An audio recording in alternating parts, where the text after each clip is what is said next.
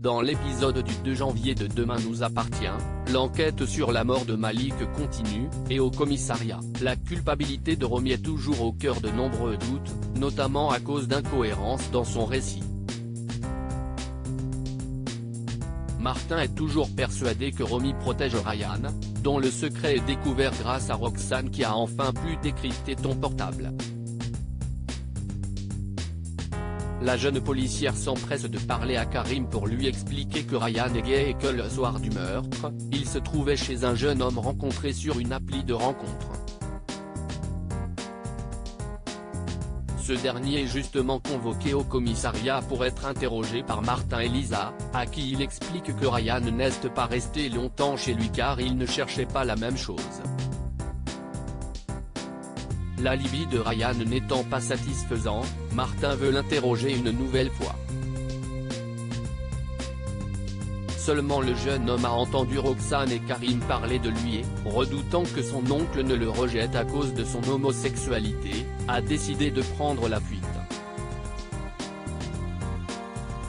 Son oncle ne tarde pourtant pas à le retrouver, après avoir appris grâce à Roxane que Ryan a un petit ami à Paris, et que si est la raison pour laquelle Malik l'avait envoyé en pension en Angleterre.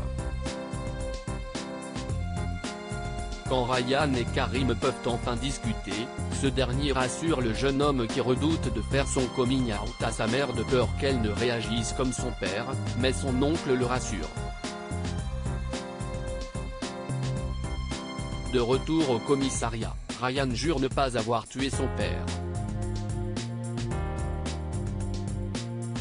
De son côté, Romy se retrouve face à Karim, qui essaie de lui faire entendre raison. Elle finit par avouer que c'est Victor Brunet qui a tué Malik.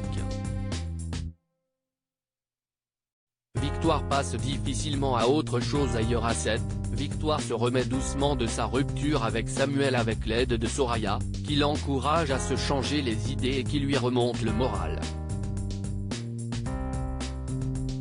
Quand elle décide de se débarrasser des affaires de son ex cependant, elle ne peut s'empêcher d'être bouleversée par ce qu'elle vient de vivre. Enfin Sylvain de son côté décide de se remettre au sport et de manger plus équilibré, malgré certaines décisions de Christelle qui ne l'aident pas franchement. Mais Sylvain est tellement motivé qu'il se lance dans un footing tellement intense qu'il finit par faire un malaise. Alex, heureusement présent, est là pour le raccompagner et lui éviter le pire.